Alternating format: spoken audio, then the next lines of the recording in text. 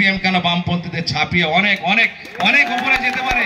শুধু আমাদের মুখটাকে বেঁধে দেওয়া হয়েছে, আমাদের হাতটাকে বেঁধে দেওয়া হয়েছে। আমরা এমন এক নেতৃত্বে চলছি যারা বলছে রাজনীতিতে বিকল্প রাজনীতি আমরা দেখাতে চাই, শেখাতে চাই, সৌজন্যের রাজনীতি করতে চাই। সৌজন্য বলে তুমি আমার মাথার উপরে উঠে পেচ্ছাপ করে দেবে, সেটা ভাই মানবো না। হ্যাঁ, সৌজন্যতা নিশ্চয়, আপনারও শালীনতা দেখালে সেখানে সৌজন্যতা আসবে। কি একটা দস্তিদার, তার একটা খোলা চিঠি, সে কোনোদিন আমার দলের সদস্য হয়নি।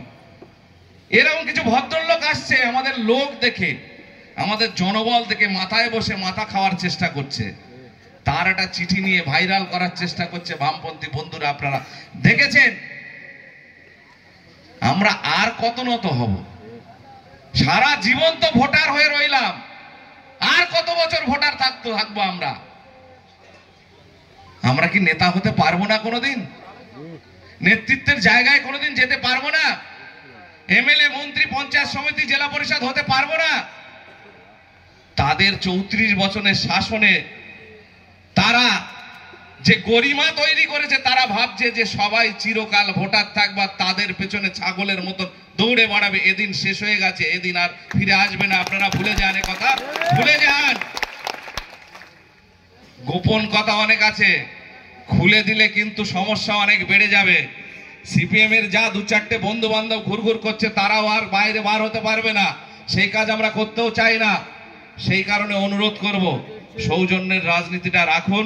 আমরা সৌজন্যের জন্য দরাজ হাত বাড়িয়ে আছি। আগামী দিনে কোনো রকম খারাপ কিছু না হয়, আপনারা সাবধান হয়ে যান।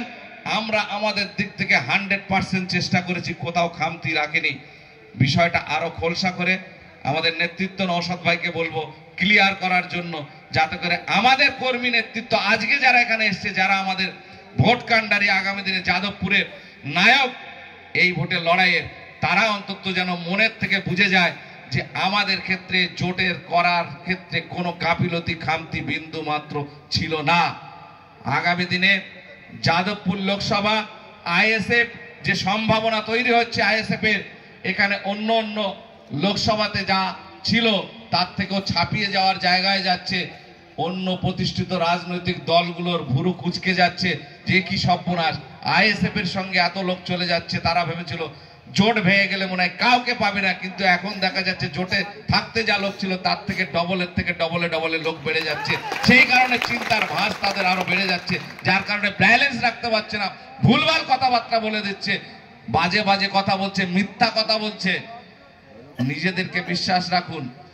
আমার আপনার মধ্যে যারা নেতৃত্ব, আপনার ঘরের আমার ঘরে থেকে যারা নেতৃত্ব আমরা এসেছি, আমাদের নিজেদের বিশ্বাস রাখুন। অনেকে ভাবে অমুক চ্যাটার্জি অমুক ব্যানার্জি বলছে তারটাই মনে হয় সত্যি হবে, আর আমাদের মালিক মোল্লা মঞ্চে দাঁড়িয়ে বলছে এটা মনে হয় ঠিক হবে না। এই ধারণার জায়গাটাকে ভুলে যান, এই ধারণাটাকে চেঞ্জ করুন।